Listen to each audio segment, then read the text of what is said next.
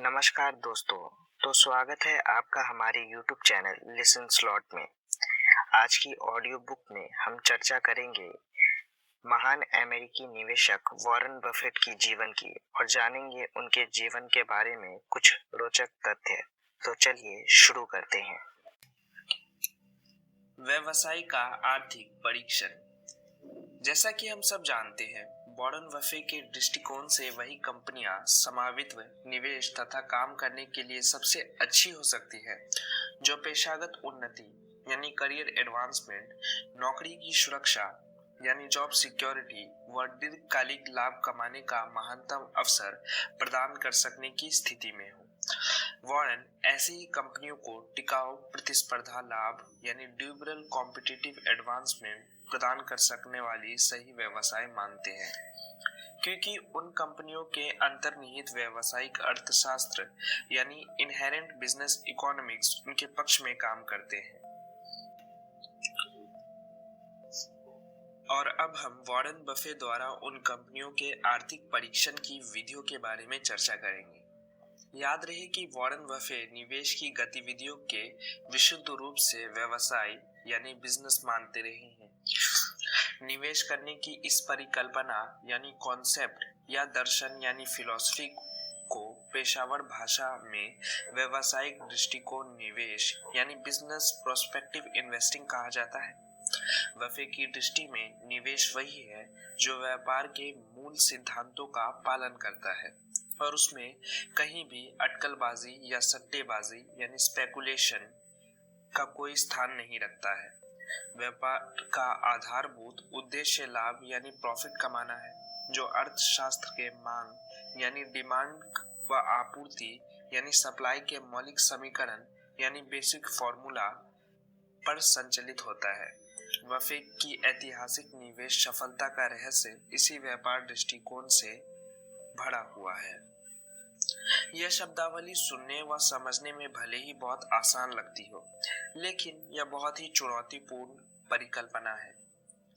ऐसा इसलिए नहीं है कि व्यापार दृष्टिकोण से निवेश करने के लिए बहुत अच्छे वित्तीय यानी फाइनेंशियल व लिखा संबंधी यानी अकाउंटिंग ज्ञान की आवश्यकता होती है, बल्कि इसलिए कि यह पूंजी बाजार कैपिटल मार्केट की प्रचलित बुद्धिमत्ता यानी प्रिवेलिंग विजडम से बहुत ही अलग है।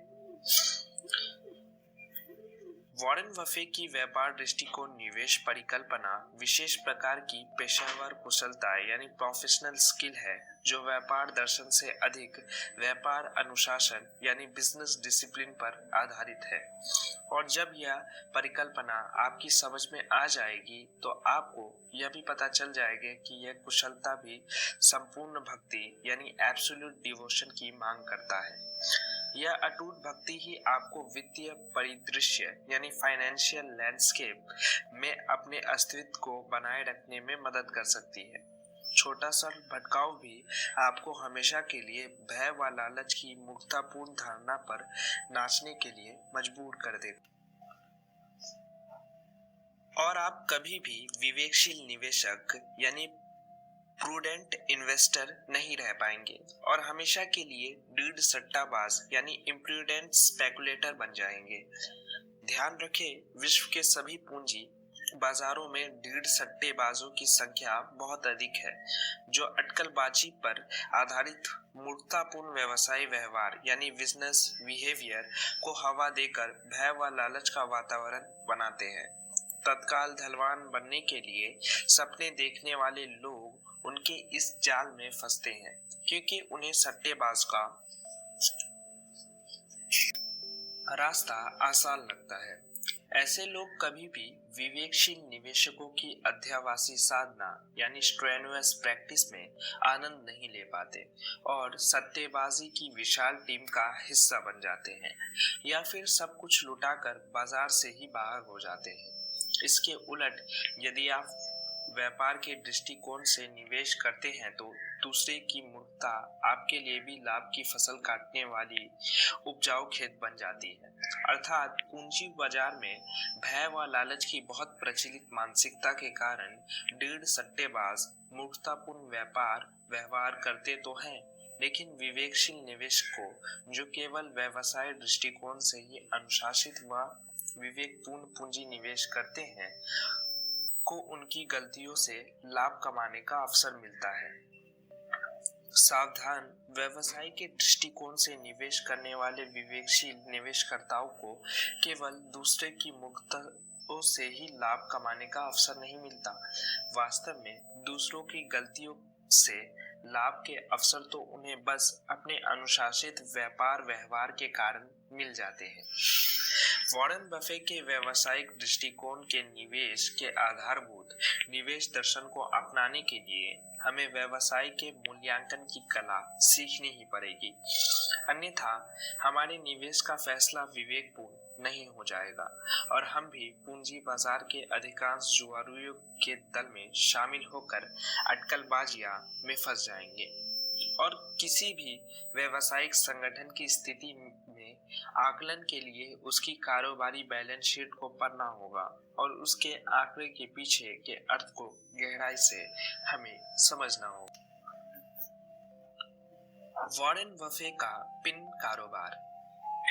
ध्यान रहे, युवा वॉरेन बफे ने व्यवसाय शुरू करने से पहले कभी भी नहीं सोचा था कि वह अमेरिका या विश्व का सबसे धनी व्यक्ति बन जाएंगे।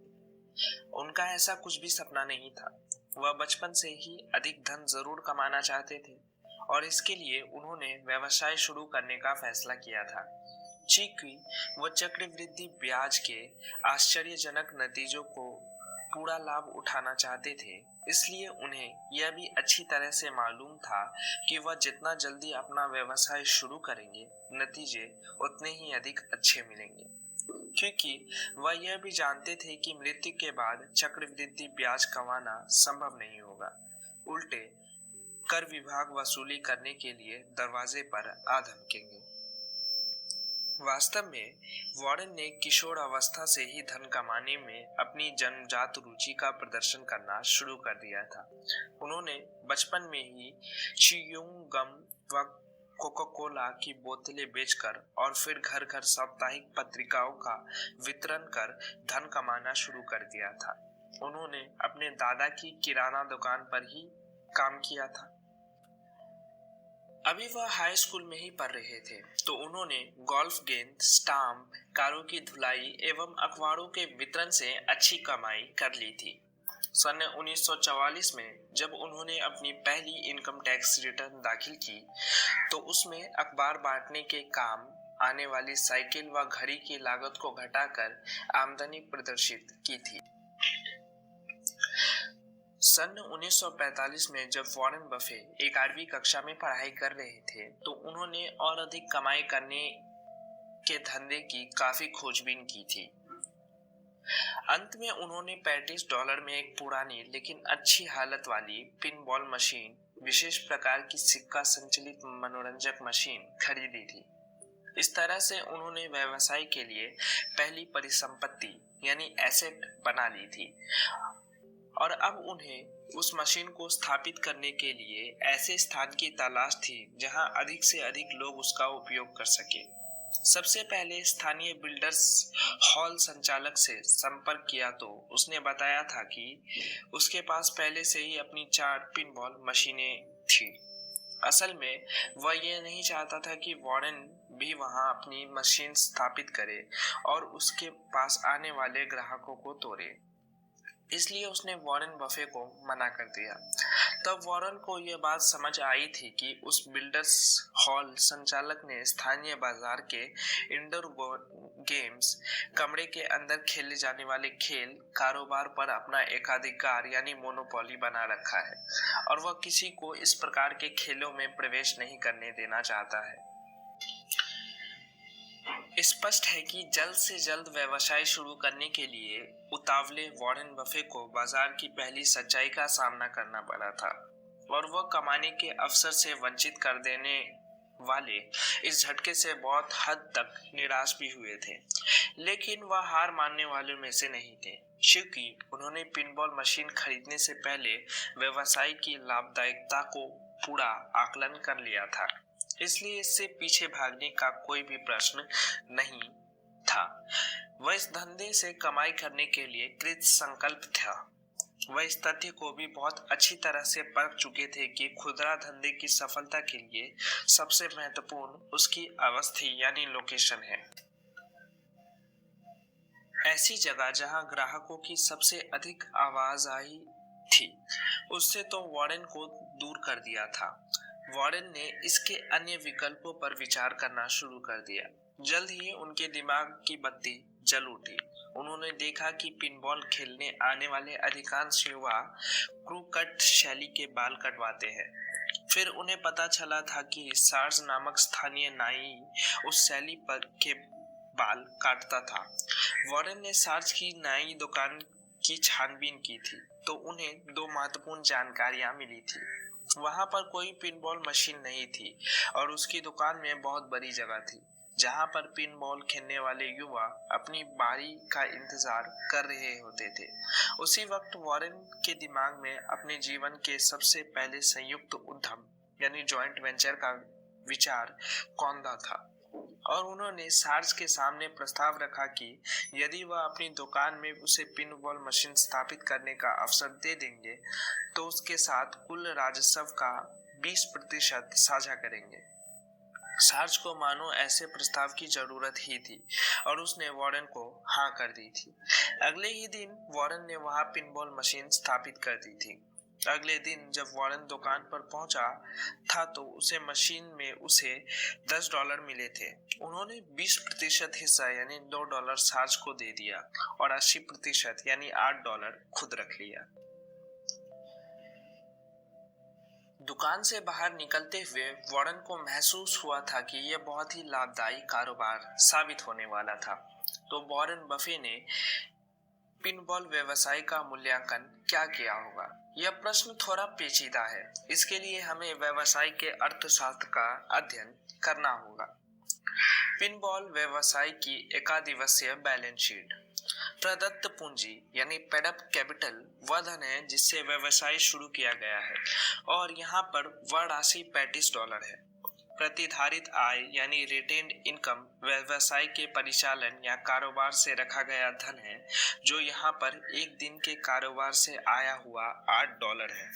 प्रदत्त पूंजी यानी पेड अप कैपिटल व प्रतिधारित आय रिटेन्ड इनकम का योग शेयर धारक औचित्य यानी शेयर होल्डर्स इक्विटी जैसे व्यवसायिक खाता मूल्य यानी बुक वैल्यू या निवल मूल्य यानी नेटवर्थ भी कहते हैं जो यहाँ पर $43 है। वास्तव में बैलेंस शीट किसी भी व्यवसाय की वित्तीय स्थिति का विवरण होता है।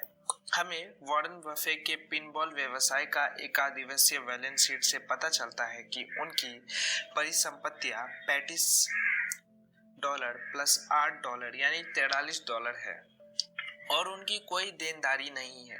हमें परिसंपत्तियां की श्रेणी में $8 की नकदी दिखाई देती है जो उनके एक दिन के कारोबार से प्राप्त हुई है और $35 की संपत्ति जो पिनबॉल मशीन का मूल्य है।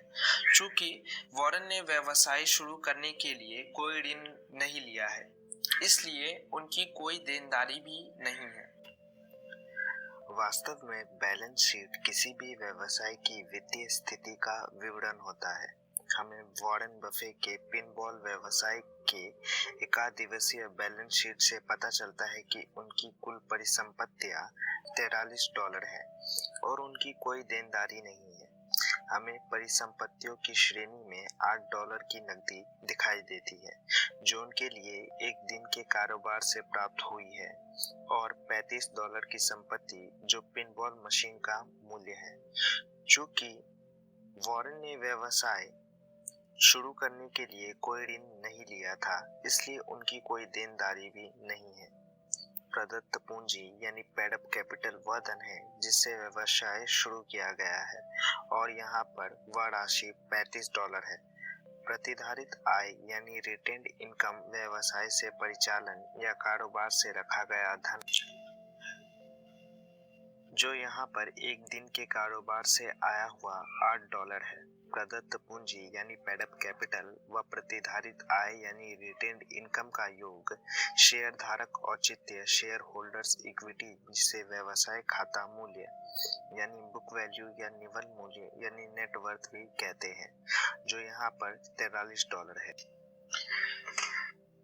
ध्यान रहे कि हम अपने व्यवसाय जो किसी भी दिन की बैलेंस शीट भी बना सकते हैं, लेकिन निगमित व्यावसायिक इकाइयां यानी कंपनियां संबंधित देश की राजकीय वित्तीय तिमाही यानी फिस्कल फाइनेंशियल क्वार्टर और वित्तीय वर्ष के अंत में इसे तैयार करती है। इनकम स्टेटमेंट का अध्ययन किसी भी व्यवसाय के मूल्यांकन के लिए दूसरा महत्वपूर्ण दस्तावेज है उसका आय विवरण यानी इनकम स्टेटमेंट।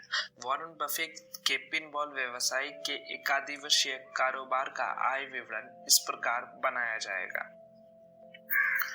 पिनबॉल व्यवसाय का एकादिवसीय आय विवरण। राजस्व रेवेन्यू वह धन है जो व्यवसायिक परिचालन या अन्य स्रोत से व्यवसाय में आया है। यहाँ पर एक दिन की परिचालन से $10 आया है जो उसका एकादिवसीय राजस्व हुआ। चूंकि यहाँ पर किसी अन्य स्रोत से धन नहीं आया, इसलिए उसे राजस्व की श्रेणी में नहीं देखा गया। व्यय यानी एक्सपेंसेस वह राशि है जो व्यवसायिक परिचालन को संपन्न करने के लिए खर्च होती है, और यहाँ पर वॉरेन्स ने सार्स को $2 का भुगतान किया है जो व्यय की श्रेणी में दर्शाया गया है। इस तरह व्यवसाय की आय $8 हुई जिसे वॉरेन अपनी जेब में रख सकते थे। पिनबॉल व्यवसाय का मूल्यांकन। अब तक हमने वॉरेन बफेट के पिनबॉल व्यवसाय के मूल्यांकन के लिए उनकी एकादिवसीय बैलेंस शीट व आय विवरण यानी इनकम स्टेटमेंट का अध्ययन कर लिया है। तो इस व्यवसाय का क्या मूल्य रहा होगा? बैलेंस शीट से यह पता चलता है कि व्यवसाय का खाता मूल्य यानी बुक मूल्य अर्थात निवल मूल्य यानी नेट वर्थ $43 है। तो क्या कंपनियों का मूल्य $43 हुआ? क्या वॉरेन बफेट इस मूल्य पर अपने व्यवसाय को बेच देते?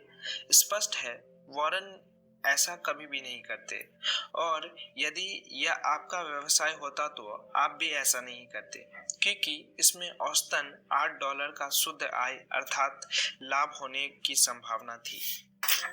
चूंकि सार्स की नाई की दुकान सप्ताह के 7 दिन खुली रहती थी, यहाँ तक कि छुट्टियों के दिन भी, अतः वर्ष के सभी 365 दिन कारोबार चालू रहने वाला था। चूंकि सार्स से बाल कटवाने वाले ग्राहक कहीं और नहीं जाएगा और अपनी बारी की प्रतीक्षा में वह उस कमरे में बैठेगा जहां वॉरेन ने पिनबॉल मशीन लगा रखी थी। ऐसे में औसतन उतने लोग तो उसका उपयोग करने ही वाले थे कि दैनिक राजस्व $10 आए। चूंकि सार्स को भी उस कारोबार में 20% आय हो रही थी, इसलिए वह मशीन की देखभाल भी ठीक प्रकार से करने वाला था और अपने ग्राहकों को उसे खेलने को उत्साहित भी। अतः लाभ की संभावना पक्की थी। इसलिए प्रतिदिन $8 के लाभ की दर से यह व्यवसाय के द्वारा $2,920 प्रति वर्ष का लाभ अर्जित करने वाली थी। यदि किसी ने $43 का शेयर धारक औचित्य यानी शेयर होल्डर्स इक्विटी या खाता मूल्य यानी बुक वैल्यू या निवल मूल्य यानी नेट वर्थ पर वह व्यवसाय खरीदा होता, तो पहले वर्ष के अंत में उसे निगम आय से पहले बिफोर कॉर्पोरेट इनकम टैक्स जो कि $2,920 का लाभ मिलता है। इस प्रकार निवेशक को शानदार निवेश प्रतिफल रिटर्न ऑन इन्वेस्टमेंट हासिल करने का मौका मिलता है। तो क्या वॉरेन बेवकूफ थे कि निवेशक को $43 शेयर धारक औचित्य यानी शेयर होल्डर्स इक्विटी पर अपने इतने संभावशील व्यवसाय को बेच देते? बिल्कुल। वॉरेन का उत्तर यह होता कि उनका पिनबॉल व्यवसाय प्रतिवर्ष $2,920 का लाभ अर्जित करने वाला था। उन्हें उम्मीद थी कि यह व्यवसाय अगले 10 वर्षों तक ऐसा ही चलेगा, और इस प्रकार इस व्यवसाय को खरीदने वाले को 10 वर्षों में कुल $29,200 लाभ अर्जित करने का मौका मिलेगा। तो क्या वॉरेन ने उस खरीदार को अपने व्यवसाय के वर्तमान मूल्य यानी प्रेजेंट वैल्यू $29,200 में बताया होता?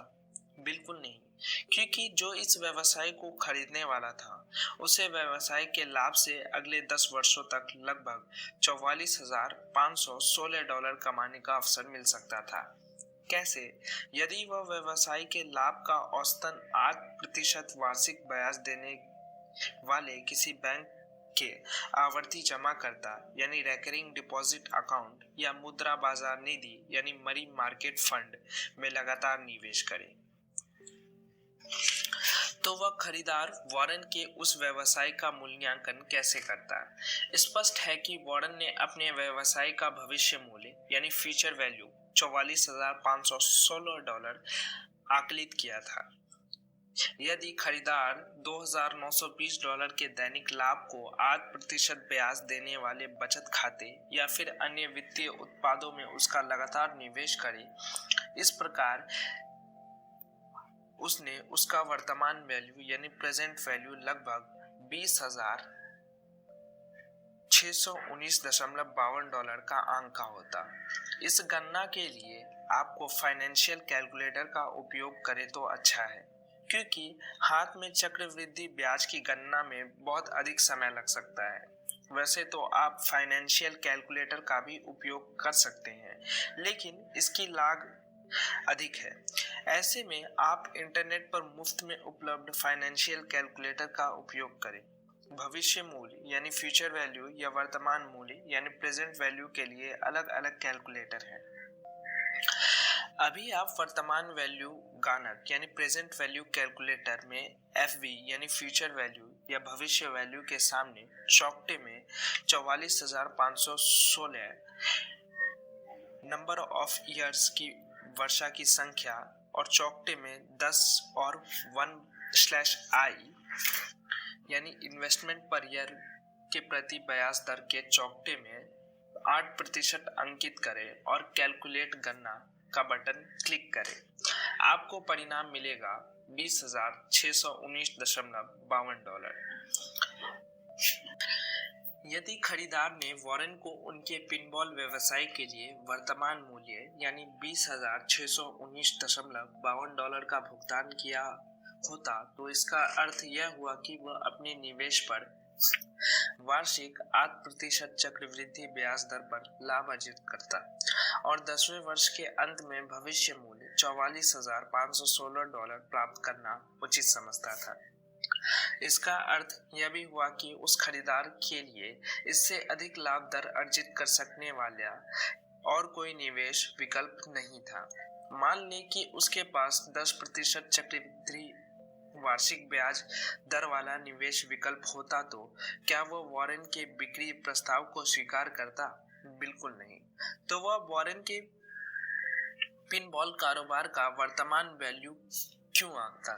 वर्तमान मूल्य गाणक यानी प्रेजेंट वैल्यू कैलकुलेटर में सभी आंकड़े वैसे रहने दें और इंटरेस्ट पर ईयर यानी प्रतिवर्ष ब्याज के चौकटे में 8% के स्थान पर 10% अंकित करें और कैलकुलेट यानी गणना करें। आपको परिणाम $17,162.85 मिलेगा।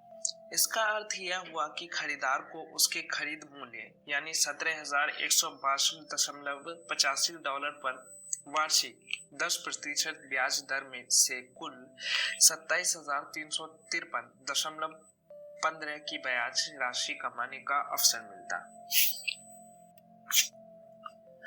तो वॉरेन के पिनबॉल कारोबार का वास्तविक मूल्य क्या होना चाहिए था?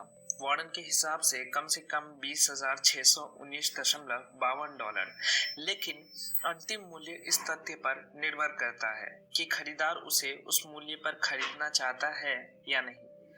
यदि खरीदार के पास अपने निवेश पर अधिक लाभ दर अर्जित कर सकने का जोखिम रहित विकल्प है, तो वह उस मूल्य पर नहीं खरीदेगा। उसकी कोशिश यही होगी कि $17,162.85 पर कोई दूसरा विकल्प चुने, ताकि उसे 10% वार्षिक चक्रवृद्धि ब्याज कमाने का अवसर मिले। स्पष्ट है कि यदि आप इस प्रकार से किसी निवेश प्रस्ताव का आकलन करेंगे तो आपको उसका उचित वर्तमान मूल्य पता चल सकेगा। और वॉरेन के व्यावसायिक दृष्टिकोण से निवेश का पहला पाठ याद रखें। खरीद मूल्य ही लाभ दर का निश्चित करता है। आपका खरीद मूल्य जितना कम होगा, आप उतना ही लाभ कमा सकेंगे। इस प्रकार जो निवेशक अपने निवेश फैसले करता है, उसी को वॉरेन बफे यानी विवेकशील निवेशक, प्रूडेंट इन्वेस्टर कहते हैं। और अटकलबाजियां करने वाले को सट्टाबाज यानी स्पेकुलेटर। चक्रवृद्धि लाभ कमाओ, धनवान बनो। वॉरेन बफे शुरू से ही चक्रवृद्धि लाभ के जादू से चमकृत थे। वह अपने शुरुआती साझेदारों को इसके आश्चर्यजनक लाभकारी परिणामों के बारे में लगातार समझाते रहे थे। वॉरेन बफे के निवेश साम्राज्य को नियंत्रित करने वाली कंपनी बर्कशायर हैथवे अपनी अपार सफलता का इतिहास चक्रवृद्धि लाभ के जादू का अद्वितीय उदाहरण प्रस्तुत करती है।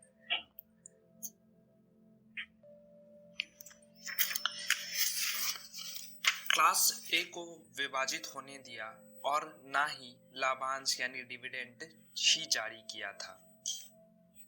बर्कशायर हैथवे की स्थापना सन 1839 में वैली वॉल्व्स कंपनी के नाम से कैम्बरलैंड, रोड आइलैंड, संयुक्त राज्य अमेरिका में हुई थी।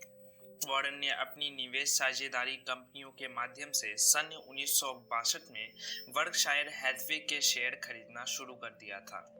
वर्ष 1965 के शुरुआती महीने में भारी खरीदारी कर 49% शेयर जमा कर लिया था और 10 मई 1965 को उसका अधिग्रहण भी कर लिया था।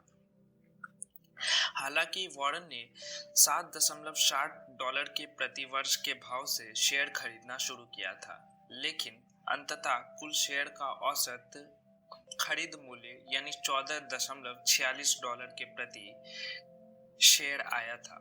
उस समय बर्कशायर हैथवे के खाता मूल्य यानी बुक वैल्यू के हिसाब से प्रति शेयर मूल्य लगभग $29 प्रति शेयर बनता था। चूंकि वॉरेन शुरू से ही चक्रवृद्धि लाभ कमाना चाहते थे, इसलिए उन्होंने साझेदारों को दीर्घकालीन निवेश के लिए सहमत कर लिया था। यही कारण था कि उन्होंने ना तो कभी अपने मूल शेयर यानी क्लास ए को विभाजित होने दिया और ना ही लाभांश यानी डिविडेंड ही जारी किया था। इस तरह शुरुआती 25 वर्षों में न्यूयॉर्क स्टॉक एक्सचेंज NYSE में सूचीबद्ध बर्कशायर हैथवे के शेयर का मूल्य 373 गुना से भी अधिक बढ़कर $7,100 के स्तर पर पहुंच गया था। अगले 5 वर्षों के बाद 1995 में बर्कशायर हैथवे के शेयर का औसत बाजार बढ़कर $22,000 से ऊपर चला गया था और वह अधिकांश निवेशकों की पहुंच से ऊपर चला गया था। उच्चतर पहुंच यानी हायर एक्सेसिबिलिटी व तरलता यानी लिक्विडिटी की बाजार मांग को देखते हुए 9 मई 1996 को बर्कशायर हैथवे ने क्लास बी श्रेणी के शेयर जारी किए थे और तब औसत निवेशकों को इस प्रतिष्ठित कंपनी की निवेश सूची यानी पोर्टफोलियो में शामिल होने का सौभाग्य प्राप्त हो सका। लेकिन क्लास ए के शेयर की तुलना में क्लास बी की शेयर स्वामित्व अधिकार स्टॉक राइट यानी 1/1500 और मतदान अधिकार वोटिंग राइट यानी 1/10,000 था। ध्यान रहे कि सन 1967 के अलावा कंपनी ने कभी लाभांश जारी नहीं किया था, क्योंकि वॉरेन बफे अपने शेयर धारकों के धन को अधिक लाभ देने उद्यमों में निवेश किया था। इसका परिणाम यह हुआ कि बर्कशायर हैथवे के शेयर का मूल्य लगातार ऊपर चढ़ता गया, जो 1 मार्च 2017 को $2,66,013 के स्तर पर था। इस प्रकार वर्ष 1965 से 2017 के बीच 52 वर्षों में बर्कशायर हैथवे का शेयर मूल्य 14,000 गुना वृद्धि हुई थी। वॉरेन बफे हमेशा अपने साझेदारी से यही कहते थे कि वास्तविक रूप से धनवान बनने का सबसे सटीक तरीका है कि अपने निवेश पर अधिकतम चक्रवृद्धि लाभ कमाने की कोशिश की जाए। वॉरेन की चक्रवृद्धि लाभ निवेश रणनीति को निम्नलिखित सारणी से आसानी से समझ जा सकता है। $1,00,000 निवेश पर चक्रवृद्धि लाभ। स्पष्ट है कि यदि $1,00,000 को 5% चक्रवृद्धि ब्याज दर पर 10 वर्षों तक निवेशित रखा जाए तो हमें $1,62,890 का लाभ मिल सकता है। यदि चक्रवृद्धि ब्याज की दर 5% की वृद्धि हो जाए तो लगभग लाभ की राशि बढ़कर $2,59,374 हो जाती है। और यदि चक्रवृद्धि ब्याज की दर 20% हो तो $1,00,000 के निवेश पर हमें $6,19,173 का लाभ कमाने का अवसर प्राप्त हो सकता है। यदि 20% चक्रवृद्धि ब्याज दर पर हम अपने निवेश को 30 वर्षों तक रखें तो सबसे अधिक $2,37,37,631 की कमाई भी संभव है। जी हाँ, वॉरेन बफे की इसी रणनीति के कारण वर्ष 1965 से 2009 के बीच 45 वर्षों में बर्कशायर हैथवे का प्रति शेयर खाता मूल्य यानी बुक वैल्यू या निवल मूल्य यानी नेटवर्थ में औसत 20.3% की वृद्धि संभव हो सकी। लेकिन वॉरेन के इस चक्रवृद्धि लाभ के जादू का रहस्य का दूसरा पहलू यह है कि लाभांश न अदा कर उन्होंने निवेशकों के लिए भारी निजी आय कर बचत भी की है। इसके समझने के लिए अर्जित व प्रतिधारित लाभांश पर चक्रवृद्धि लाभ की सरणी को देखें। अर्जित व प्रतिधारित ब्याज पर चक्रवृद्धि लाभ। मान लें कि किसी निवेशक ने 8% वार्षिक लाभ देने वाले निवेश प्रस्ताव में $1,000 का निवेश किया तो 5वें वर्ष के अंत में कुल $470.31 की चक्रवृद्धि लाभ कमाने का अवसर मिल सकता है। यदि कंपनी हर एक वर्ष के अंत में लाभांश का भुगतान करने की ब्याज अर्जित करे तो प्रतिधारणा कर उसका पुनर्निवेश करे। इस लाभांश राशि पर निवेशक ने $470.31 की आय पर न्यूनतम 33% अर्थात $154.86 पर निजी आयकर यानी पर्सनल इनकम टैक्स का भुगतान करना पड़ेगा।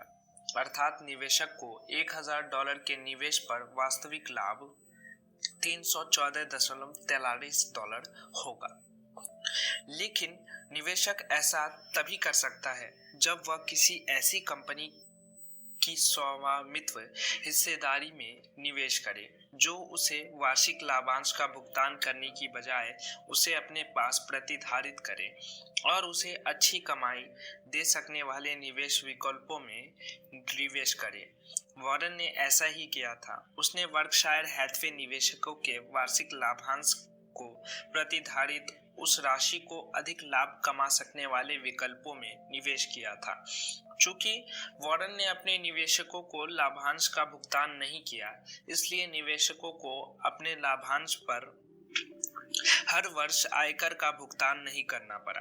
बर्कशायर हैथवे ने उन लाभांश राशियों को अधिक लाभ दे सकने वाले विकल्पों पर पुनर्निवेश किया था। कंपनी के शेयर के भाव उसके लगातार बढ़ते रहे थे और निवेशकों को शेयर के मूल्य के रूप में अपने मूल निवेश पर भारी चक्रवृद्धि लाभ अर्जित कर सकने का अवसर मिलता रहा। इसके विपरीत यदि बर्कशायर हैथवे हर वर्ष लाभांश का भुगतान करता रहता तो निवेशकों को उस पर निजी आयकर का भुगतान करना पड़ता और उनके निवेश का प्रभावी लाभ यानी इफेक्टिव रेट ऑफ रिटर्न काफी कम हो जाता। और वॉरेन ने ऐसा इसलिए भी किया था कि निवेशकों के पास अपना लाभांश का पुनर्निवेशित करने की अधिक इच्छा विकल्प नहीं थे। यदि वे अपने लाभांश का औसतन 8% लाभांश देने वाले सरकारी या निगमित ब्रांड में निवेश करते तो उन्हें अपनी आय पर आयकर चुकता करना पड़ता और उनके निवेश पर प्रभावी लाभ आयकर की दर से हर वर्ष घटता जाता। सावधान, अधिकांश निवेश विश्लेषक इन्वेस्टमेंट एनालिस्ट निवेशकों को उत्कृष्ट व्यवसाय करने वाली कंपनियों को समावित हिस्सेदारी यानी शेयर में निवेश करने और अपने निवेश को लंबे समय तक बनाए रखने की सलाह अवश्य देते हैं, लेकिन वे उन्हें ये नहीं बताते कि वे शेयर किस भाव से खरीदने चाहिए।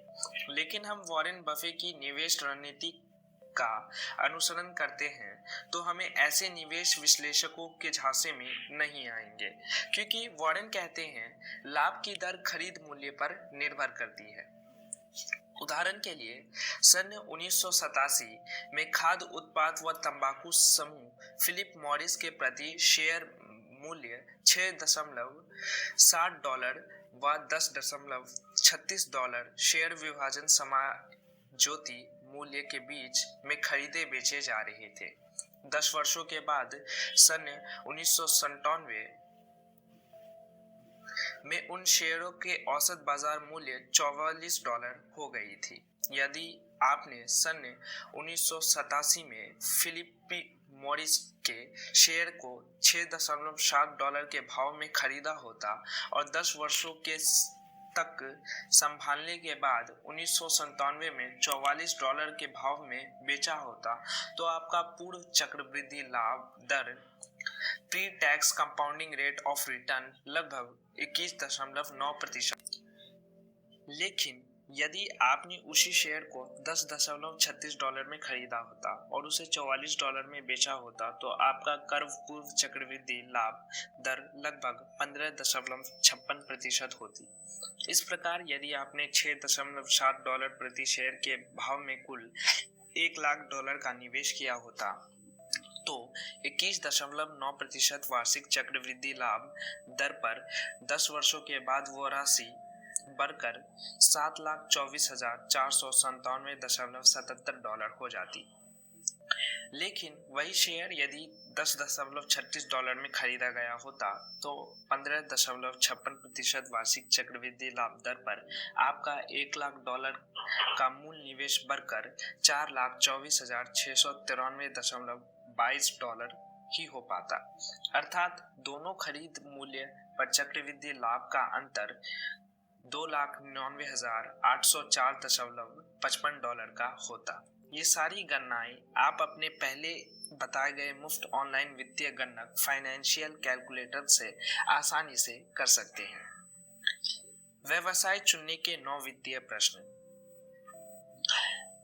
अब तक यह स्पष्ट हो चुका है कि यदि हम अपने निवेश पर अधिकतम चक्रवृद्धि लाभ अर्जित करना चाहते हैं तो हमें निवेश विकल्पों के सही मूल्य निर्धारित करने से पहले उत्कृष्ट व्यवसाय करने वाली निगमित कंपनियों की पहचान करनी होगी।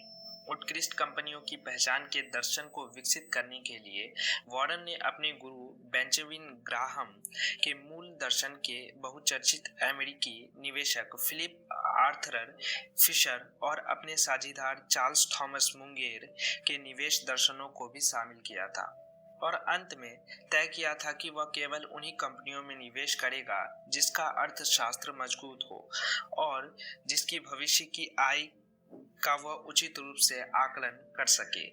इसके लिए वॉरेन ने निम्नलिखित प्रश्न पर विचार करते हैं। पहला प्रश्न, क्या व्यवसाय के उपभोक्ता एकाधिकार की पहचान की जा सकती है?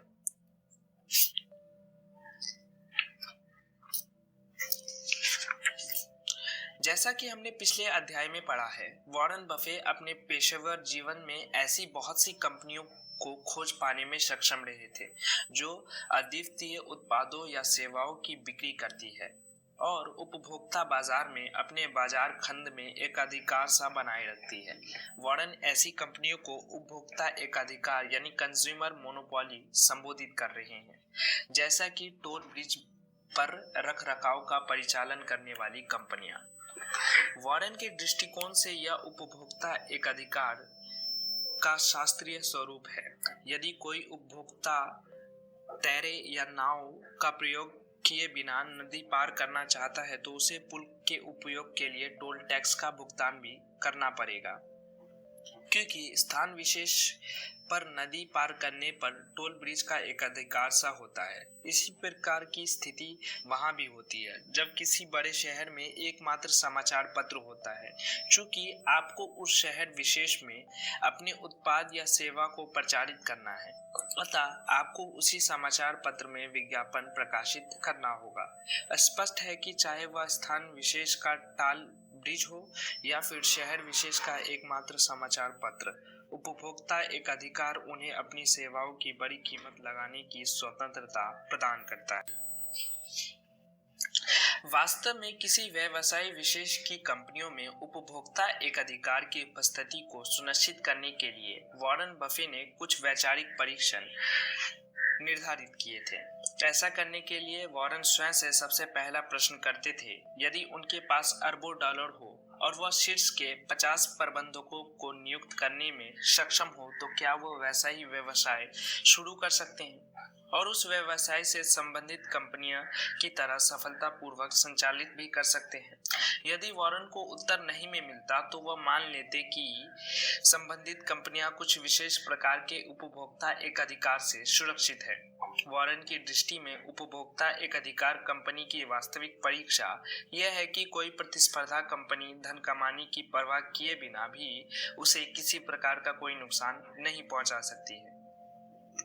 जैसे वॉरेन ने देखा था कि वॉल स्ट्रीट जर्नल से प्रतिस्पर्धा कर पाना संभव है, तो उसे पता चला था कि कोई भी समाचार पत्र भले ही अरबों डॉलर व्यय कर ले, लेकिन वह वॉल स्ट्रीट जर्नल की पाठक संख्या रीडरशिप में सेंड नहीं लगा सकता। इसी प्रकार वॉरेन ने परखा था कि वह चबाने वाली स्वादिष्ट च्युइंगम बनाने वाली कंपनी शुरू कर रेगली कंपनी से प्रतिस्पर्धा कर सकते थे। वॉरेन को पता चला था कि कई कंपनियों ने रेगली से प्रतिस्पर्धा करने की कोशिश की थी, लेकिन अधिकतर बुरी तरह असफल साबित हुई थी, और जो अपना अस्तित्व बचा पाने में सफल भी रही, उन्हें भी रेगली की तुलना में अपनी नगण्य बाजार हिस्सेदारी से ही संतोष करना पड़ा था। इसी प्रकार वॉरेन ने चॉकलेट पट्टी बनाने वाली हर्शे कंपनी, शीतल पेय कंपनी, कोको कोला आदि के बारे में भी विचार किया। कुछ समय के लिए कोको कोला के बारे में सोचिए। अनुमान लगाइए कि वह कहाँ बिकता है। विश्व के हर नुक्कड़, छोटी बड़ी दुकानों, रेस्टोरेंट, भवनों या सार्वजनिक सुविधा स्थलों पर आपको कोको कोला मिल जाएगा।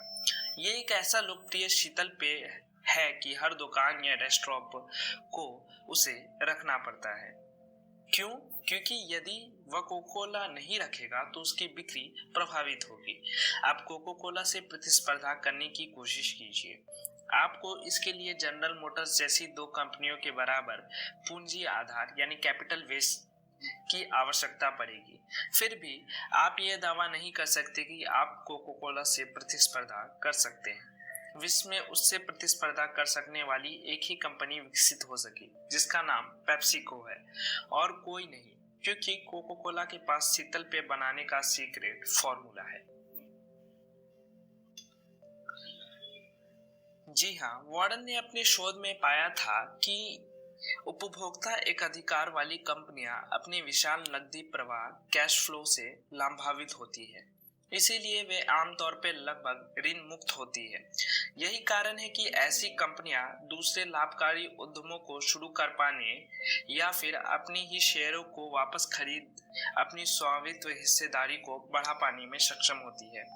इतना ही नहीं, ऐसी कंपनियां आमतौर पर ऐसे उत्पादों का विनिर्माण करती हैं जिनमें निम्न स्तरीय प्रौद्योगिकी का उपयोग होता है और उन्हें उच्च प्रौद्योगिकी वाले संयंत्र स्थापित करने की आवश्यकता नहीं होती, चूंकि उनके उत्पादों को बाजार में नहीं के बराबर प्रतिस्पर्धा करनी पड़ती है। इसीलिए वे अपने विनिर्माण संयंत्रों मैन्युफैक्चरिंग प्लांट का अधिक लंबे समय तक उपयोग कर सकती है। प्रतिस्पर्धा से मुक्त होने के कारण इन कंपनियों को अपने संयंत्रों को आधुनिक बनाने में लगातार व्यय नहीं करना पड़ता। इसके विपरीत आप मोटर वाहन ऑटोमोबाइल विनिर्माता कंपनियों की स्थिति पर विचार कीजिए।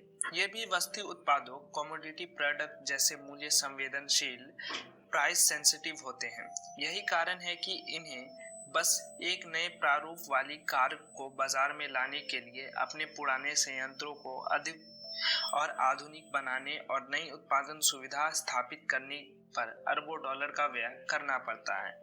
कार या अन्य मोटर वाहन ऐसे उत्पाद हैं कि उन्हें बाजार में गला काट प्रतिस्पर्धा में बने रहने के लिए स्वयं को लगातार बदलना पड़ता है। ऐसा करने के लिए मोटर वाहन कंपनियों को अपनी उत्पादन सुविधाओं में लगातार भारी निवेश करते रहना पड़ता है। दूसरा प्रश्न, क्या कंपनी की आय मजबूत है और ऊपर की ओर जा रही है? कोई कंपनी भले ही उपभोक्ता एकाधिकार की स्थिति का लाभ उठा रही हो, लेकिन क्या उसका शीर्ष प्रबंधन उसकी आय को लगातार ऊपर की ओर ले जाने पाने में सक्षम है? जी हाँ, वॉरेन की तरह हमें भी ऐसी कंपनियां बैलेंस शीट को ध्यान से पढ़ना पड़ेगा और उनके प्रति शेयर आय पर शेयर इनकम के आंकड़ों की जांच करनी पड़ेगी। इसके लिए वॉरेन संबंधित कंपनियों में कम से कम 10 वर्षों की बैलेंस शीट का अध्ययन करते थे और प्रति शेयर आय के आंकड़ों की सूची बनाते थे। यदि आय की स्थिति मजबूत रही और उसका रुझान ऊपर की ओर बढ़ता रहा होता था तो वॉरेन यह अर्थ निकालते कि शीर्ष प्रबंधन कंपनियों की उपभोक्ता एकाधिकार की अनुकूल परिस्थिति को वास्तविक शेयर धारक मूल्य शेयर होल्डर वैल्यू में बदल पाने में सक्षम है। तीसरा प्रश्न, कंपनी की दीर्घकालीन ऋण स्थिति क्या है? क्या वह वित्त पोषण में संकोची है? वॉरेन को वैसी कंपनियां पसंद है जो भारी दीर्घकालीन ऋण लेने में संकोच करती है। यदि कंपनियों के पास उपभोक्ता एकाधिकार है तो यह निश्चित है कि उसका नकदी प्रवाह कैश फ्लो बहुत अच्छा होगा और उसे अपने ऊपर दीर्घकालिक ऋण का बोझ लादने की आवश्यकता ही नहीं होगी। Wrigley international flavours and fragrance Warren की सबसे पसंदीदा कंपनियों में गिनी जाती है क्योंकि उनके खाते में आमतौर पर दीर्घकालिक ऋण दिखते ही नहीं और यदि दिखते हैं तो वह नगण्य ही होते हैं। वॉरेन को भारी लाभ देने वाली कोका कोला व विजलर जैसी कंपनियां अपने खाते में दीर्घकालिक ऋण के बोझ को अपनी वर्तमान शुद्ध आय करेंट नेट इनकम से ऊपर ही नहीं जाने देती थी। लेकिन कभी कभी उपभोक्ता एकाधिकार वाली उत्कृष्ट कंपनियां भी अन्य व्यवसायियों के अधिग्रहण के वित्त पोषण के लिए अपने ऊपर भारी दीर्घकालीन ऋण का बोझ लाद सकती है, जैसे कि अमेरिका दूरदर्शन व आकाशवाणी नेटवर्क एबीसी समूह का अधिग्रहण के लिए कैपिटल सिटीज ने अपनी वर्तमान शुद्ध आय के 2 गुणों से अधिक दीर्घकालिक ऋण के लिए लिया था। ऐसी स्थिति में वॉरेन यही देखते थे कि अधिग्रहण की जाने वाली उपभोक्ता एकाधिकार कंपनियां हैं या नहीं। यदि हाँ तो ठीक है, यदि नहीं तो मामला गड़बड़ है। इस संबंध में वॉरेन का स्पष्ट मत है कि यदि एक उपभोक्ता एकाधिकार कंपनी दूसरा उपभोक्ता एकाधिकार कंपनी का अधिग्रहण करने के लिए ऋण लेती है तो दोनों का भारी नकदी प्रवाह ऋण के बोझ को बेअसर कर देगा। इसके उलट यदि कोई उपभोक्ता एकाधिकार कंपनी किसी वस्तु संबोधी यानी कमोडिटी कंपनी को अधिग्रहण करने के लिए ऋण लेती है तो उसका अपना नकदी प्रवाह भले ही ऋण के बोझ को झेल ले, लेकिन उसकी लाभदायकता अवश्य ही प्रभावित होगी। तीसरी स्थिति सबसे खतरनाक होती है जब एक वस्तु संबंधी कंपनी अपने बाजार विस्तार के लिए अपनी ही जैसी दूसरी कंपनी के अधिग्रहण के लिए ऋण लेती है, क्योंकि उसके पास कोई निश्चित नकदी प्रवाह नहीं होता। चौथा प्रश्न, क्या कंपनी लगातार उच्च दर से औचित्य लाभ अर्जित कर रही है? वॉरेन बफे उन्हीं कंपनियों में निवेश करते रहे जो लगातार उच्च दर औचित्य लाभ अर्जित कर पाने में सक्षम है, क्योंकि ऐसी कंपनियां ही अपनी शेयर धारकों के लिए अच्छा धन पैदा कर सकती है। अब यहाँ पर औचित्य यानी इक्विटी का अर्थ शेयर धारक औचित्य यानी शेयर होल्डर्स इक्विटी से है। वास्तव में कुल परिसंपत्ति यानी टोटल एसेट्स में कुल देनदारी यानी टोटल लायबिलिटीज को घटाने पर जो हिस्सा बचता है उसे ही शेयर धारक औचित्य कहते हैं। अर्थात किसी भी व्यवसाय में शेयर धारकों ने जो पूंजी निवेश किया है वही कुल परिसंपत्ति में शेयर धारक औचित्य होता है। उदाहरण के लिए यदि 60 लाख रुपए का घर खरीदने के लिए आपने अपनी बचत से 15 लाख का पूंजी निवेश किया है और 45 लाख रुपए बैंक बंधक ऋण यानी मॉर्टगेज लोन लिया है, तो 1 करोड़ रुपए की कुल परिसंपत्ति में आपका अर्थात शेयर धारक का औचित्य 15 लाख रुपए है।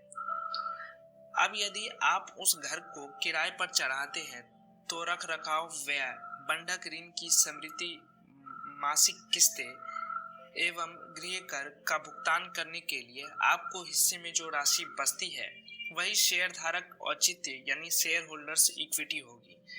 मान लें कि आप उस घर को 25,000 रुपए में प्रति माह अर्थात 3 लाख रुपए प्रति वर्ष के किराए पर चढ़ाया, जबकि आपका कुल व्यय 2.5 लाख रुपए है।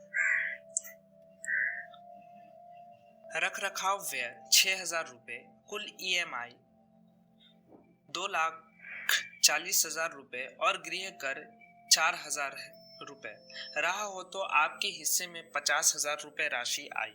इस तरह आपको शेयर धारक को अपने 15 लाख रुपए के पूंजी निवेश यानी औचित्य पर 50,000 रुपए प्रति वर्ष की शुद्ध आय हुई, अर्थात आपके घर व्यवसाय ने आपके लिए अपने शेयर धारक के लिए 3.33% की दर से औचित्य लाभ यानी रिटर्न ऑन इक्विटी ROE अर्जित किया।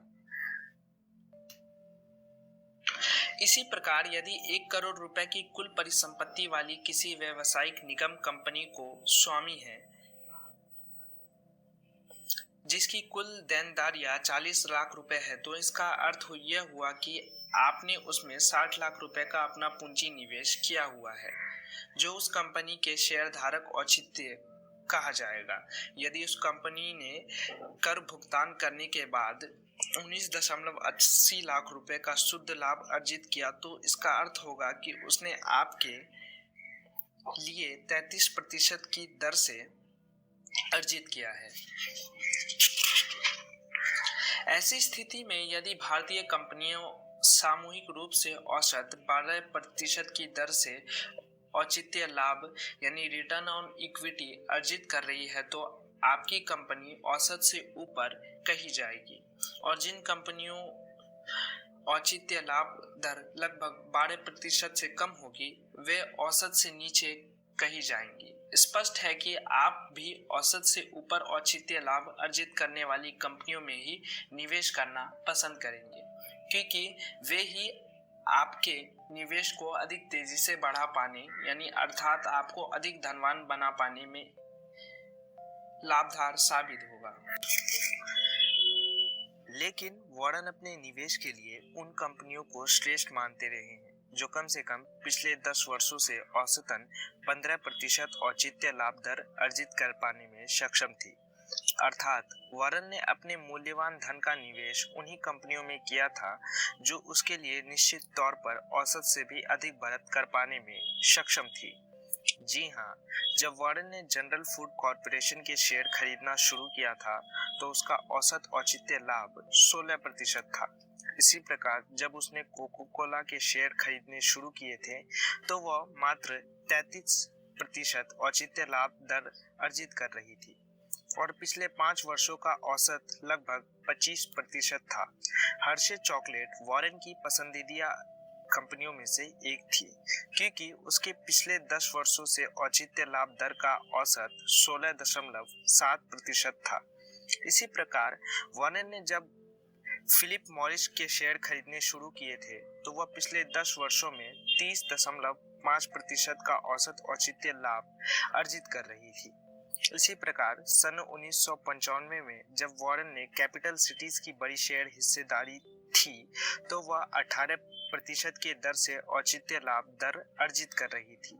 इसी प्रकार जब सर्विस मास्टर ग्लोबल होल्डिंग 40% से अधिक और गैनेट कॉरपोरेशन 25% की दरों पर औचित्य लाभ दर अर्जित कर रही थी, तब वॉरेन ने उन कंपनियों के शेयर खरीदे थे। 5वां प्रश्न, क्या कंपनी अपने लाभ को प्रतिधारित करती है? वॉरेन बफे का मानना है कि जो कंपनियां उच्च दर पर लाभांश का भुगतान करने की बजाय अपनी शुद्ध आय को प्रतिधारित यानी रिटेन करे, उसका अधिक लाभकारी उद्यमों में पुनर्निवेश करने में सक्षम है। वे अपने मूल शेयर के मूल्यवर्धन के माध्यम से शेयर धारकों को चक्रवृद्धि लाभ अर्जित करने का अवसर प्रदान करती है।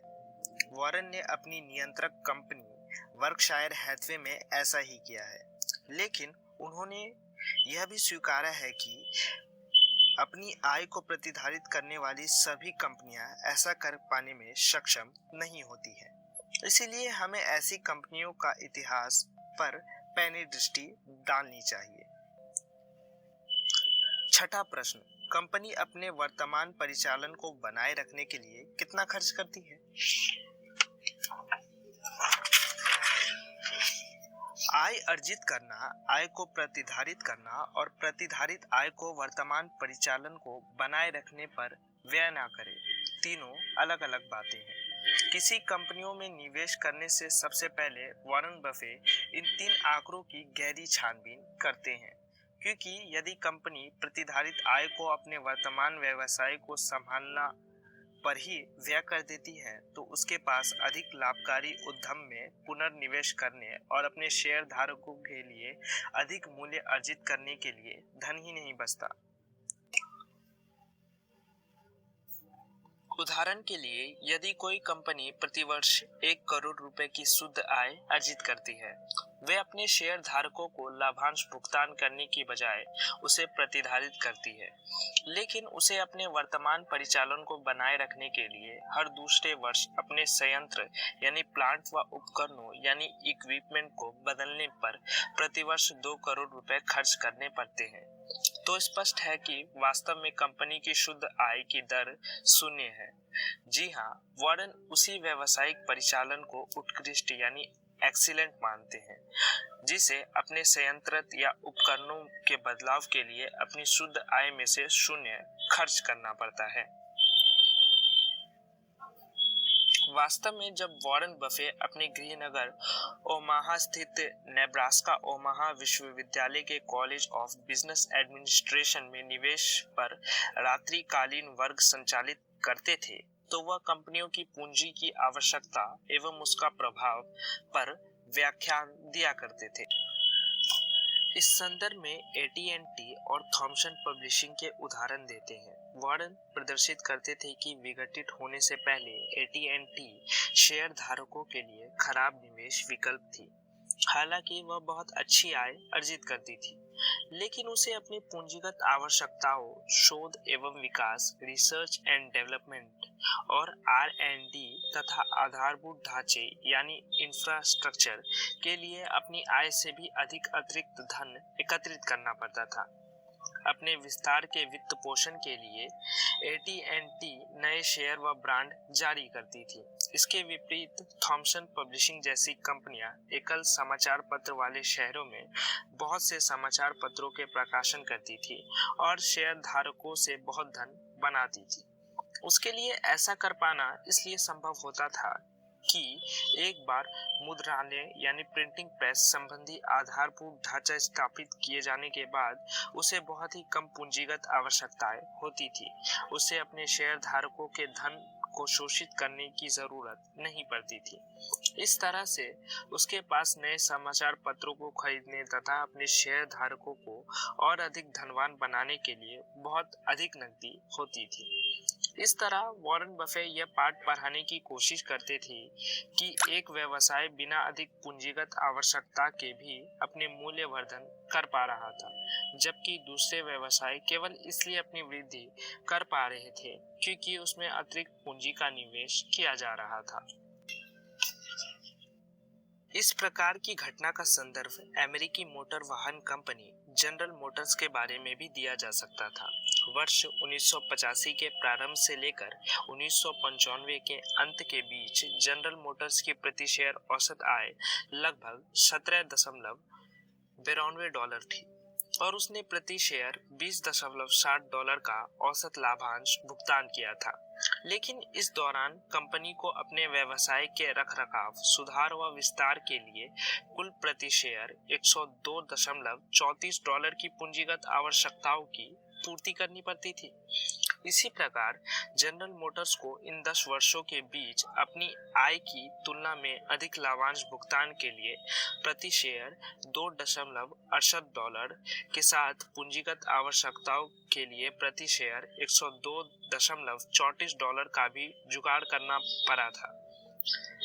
अब सहज सी प्रश्न खड़ा होता है कि जनरल मोटर्स ने इतनी बड़ी राशि की व्यवसाय किस प्रकार की थी।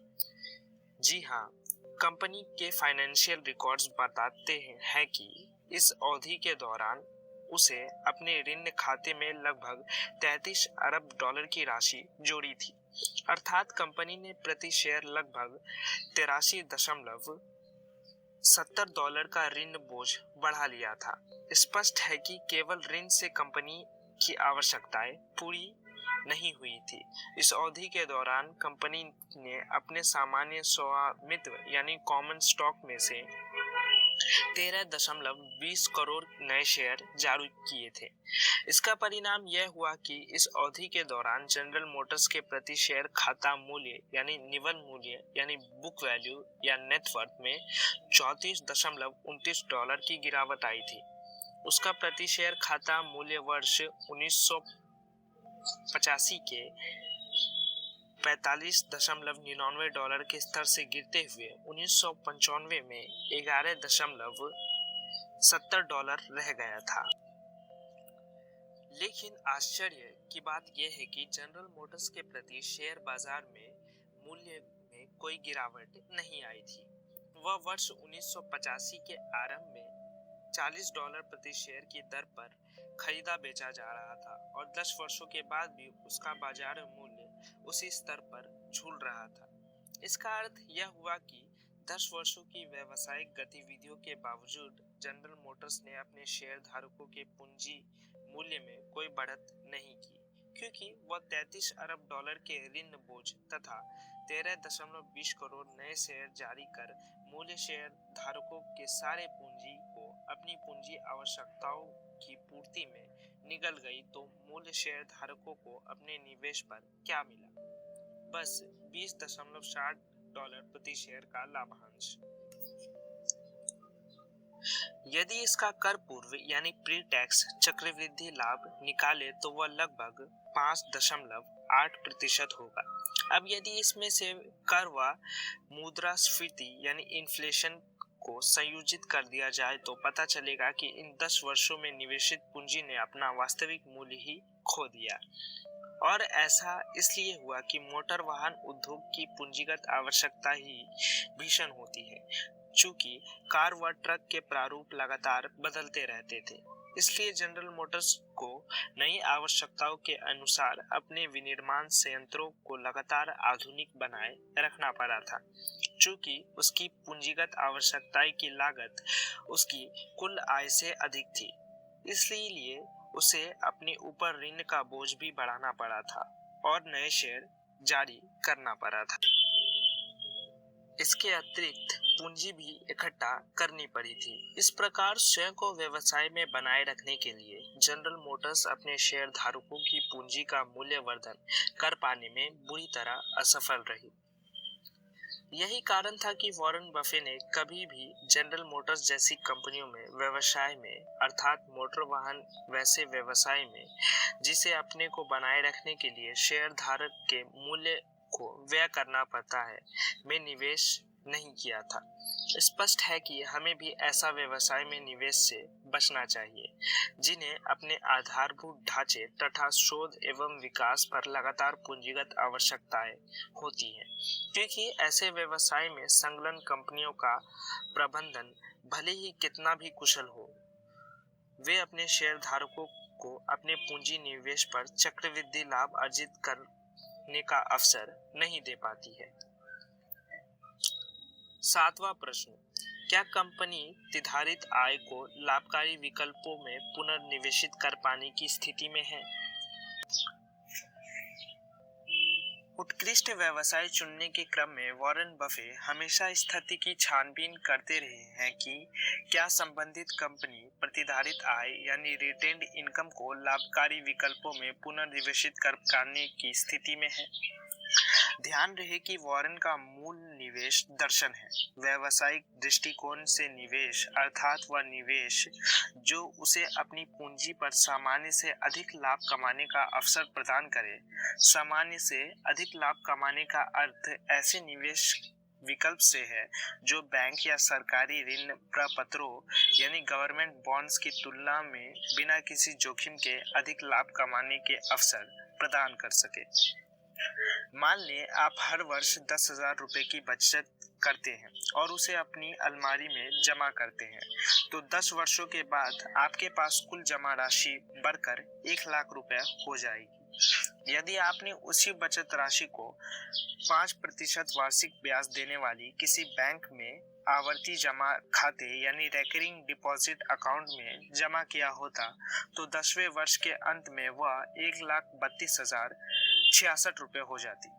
मान लें आपने वॉरेन की तरह 23% वार्षिक चक्रवृद्धि लाभ अर्जित करने वाली निवेश विकल्पों में अपनी बचत राशि का निवेश किया होता, तो वही राशि 10वें वर्ष के अंत में बढ़कर 3,70,388 रुपए हो जाती। और यदि इसी दर से आपने अपनी राशि को 20 वर्षों तक जमा किया होता, तो आपकी वास्तविक 2 लाख की जमा राशि 33,06,059 रुपए हो सकती थी।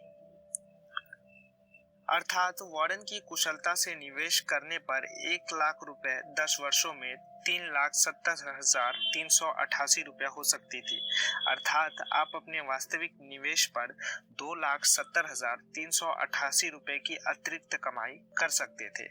लेकिन अगले 10 वर्षों में आपको अपनी अतिरिक्त 1 लाख रुपए की बचत राशि 28,35,671 रुपए की अतिरिक्त कमाई का महान अवसर मिल सकता था। यही तो है वॉरेन के चक्रवृद्धि लाभ का जादू। और जो कंपनी आपको लाभांश के प्रतिधारित कर और अधिक लाभकारी उद्यमों में पुनर्निवेशित कर आपके दीर्घकालीन निवेश पर ऐसा जादुई कमाई दे सकती है, वही वॉरेन की नजर में उत्कृष्ट व्यवसाय है। वॉरेन ने अपनी नियंत्रक कंपनी वर्कशायर हैथवे में ऐसा ही तो किया था। उन्होंने अपने निवेशकों को हर वर्ष के अंत में लाभांश का भुगतान नहीं किया, बल्कि उसका अधिक लाभकारी उद्यमों में पुनर्निवेश किया और निवेशकों को अपने शेयर मूल्य में औसत 23% से भी बहुत अधिक चक्रवृद्धि लाभ अर्जित कर सकने का अवसर प्रदान किया। याद रहे, वॉरेन ने अपने इस जादुई निवेश दर्शन को उन कंपनियों पर भी लागू किया है जिनमें उन्होंने अल्पसंख्यक स्वामित्व हिस्सेदारी खरीदी थी। उदाहरण के लिए कैपिटल सिटीज को ले, जो डिज्नी में विलय से पहले उसने क्या किया था। कैपिटल सिटीज ने अपने भारी नकद प्रवाह वाले केबल टीवी व्यवसाय से अर्जित आय को प्रतिधारित किया था और उसका उपयोग कर एबीसी समूह का दूरदर्शन संजाल खरीदा था, जो अपने आप में भारी नकद प्रवाह वाला व्यवसाय। अर्थात कैपिटल सिटीज ने अपने शेयर धारकों के प्रतिधारित लाभांश को और अधिक लाभकारी निवेश विकल्प में पुनर्निवेशित किया था।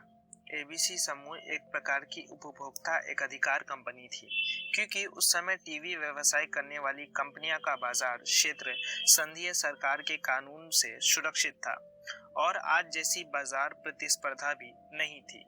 चूंकि दूरदर्शन केंद्र स्थापित करने के लिए केवल शुरुआती पूंजी निवेश की जरूरत पड़ती है और वह अगले 40 वर्षों तक टिक सकती है, इसलिए एबीसी समूह अपने शेयर धारकों की प्रतिधारित आय को पूंजीगत आवश्यकताओं में व्यय करने की बजाय अधिक लाभकारी उद्यम में पुनर्निवेश कर पाने की स्थिति में था। हालांकि बाद में प्रतिस्पर्धा बढ़ने के कारण टीवी नेटवर्क व्यवसाय उस समय की तरह बहुत अधिक लाभकारी नहीं रहा था। फिर भी वॉरेन लंबे समय तक उसे उत्कृष्ट व्यवसाय में ही गिनते थे, क्योंकि अमेरिका के किसी भी बाजार क्षेत्र में मुख्य प्रतिस्पर्धा कंपनी की संख्या 3 एबीसी, सीबीएस व एनबीसी ही रही थी। वे अपने हिस्सों का विज्ञापन प्राप्त कर पाने में सक्षम थी। कमोबेश जनसंचारण माध्यम व्यवसाय यानी मीडिया बिजनेस आज भी ऐसी स्थिति में बनी हुई है और यह व्यवसाय दीर्घकालीन निवेश की दृष्टि से अधिक लाभकारी है।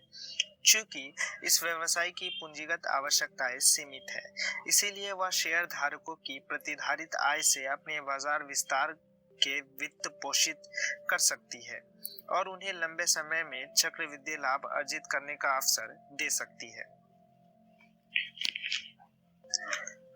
8वां प्रश्न, क्या कंपनी अपने उत्पाद मूल्य में मुद्रास्फीति का समायोजित करने के लिए स्वतंत्र है? हम सभी जानते हैं कि मुद्रास्फीति उत्पादों व सेवाओं के मूल्य में वृद्धि का बड़ा कारण है, लेकिन सभी व्यवसाय अपने उत्पादों व सेवाओं के बाजार मूल्य में मुद्रास्फीति को समायोजित करने की स्थिति में नहीं होती। अब यदि वस्तु संबंधी व्यवसाय यानी कमोडिटी बिजनेस की स्थिति का विचार करें तो पता चलता है कि श्रम व कच्चे माल की लागत बढ़ने के बावजूद अधिक उत्पादन की स्थिति में इस क्षेत्र की कंपनियां अपने उत्पादों के मूल्य में मुद्रास्फीति को समायोजित करने के बजाय उसे गिराने के लिए मजबूर हो जाती है। स्पष्ट है कि वे स्वयं को बाजार में बनाए रखने के लिए अपनी उत्पादन लागत से भी कम मूल्य पर उत्पादों को बेचने की कोशिश में शेयर धारकों की प्रतिधारित आय से अपने घाटे को वित्त पोषित करती है और जब इसे भी उनकी पूंजीगत आवश्यकताएं पूरी नहीं होती तो वह अपने ऊपर ऋण का बोझ बढ़ा लेती है या फिर नए शेयर जारी कर आवश्यक पूंजी इकट्ठा करती है। इसका परिणाम यह होता है कि कंपनी का खाता मूल्य यानी निवन मूल्य यानी बुक वैल्यू गिरता जाता है और वह अपने शेयर धारकों के पूंजी निवेश के मूल्य को बढ़ा पाने की स्थिति में नहीं होता है। विमान व्यवसाय में भी समय समय पर ऐसी स्थितियां आती हैं। विमान कंपनियां भी सभी प्रकार की स्थिर लागतें यानी फिक्स्ड कॉस्ट मुद्रास्फीति बढ़ने के कारण बढ़ती रहती है और अब जब इन कंपनियों के बीच प्रतिस्पर्धा शुरू होती है तो उन्हें स्वयं को व्यवसाय में बनाए रखने के लिए अपनी वास्तविक लागत से भी कम मूल्य पर टिकटें बेचनी पड़ती है। स्पष्ट है कि वे भी शेयर धारकों की प्रतिधारित आय को अपनी पूंजीगत आवश्यकताओं की पूर्ति के लिए उपयोग करने, ऋण का बोझ बढ़ाने एवं नए शेयर को जारी कर अतिरिक्त पूंजी की व्यवस्था करने के लिए मजबूर होती है।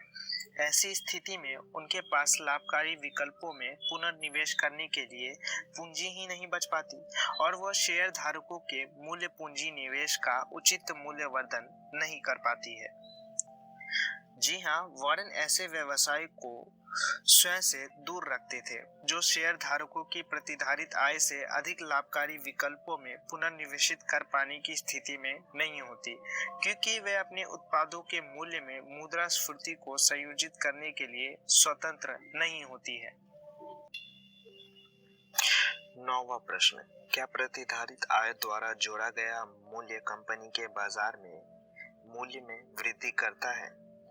वॉरेन के गुरु बेंजामिन ग्राहम ने भी अपने व्यावसायिक जीवन के अंतिम वर्षों में कहा था कि पूंजी बाजार दो घटकों से बना हुआ है। पहला, दीर्घकालीन निवेश यानी लॉन्ग टर्म इन्वेस्टमेंट केंद्रित है ताकि समय के साथ कंपनी की स्वामित्व हिस्सेदारी यानी शेयर का बाजार मूल्य आंतरिक मूल्य यानी इंट्रिंसिक वैल्यू को प्रतिबिंबित करेगा। लेकिन दूसरा घटक जुआ घर जैसे है, जहां लोग बाजार मूल्य के लघुकालिक उतार चढ़ाव पर दांव लगाते हैं।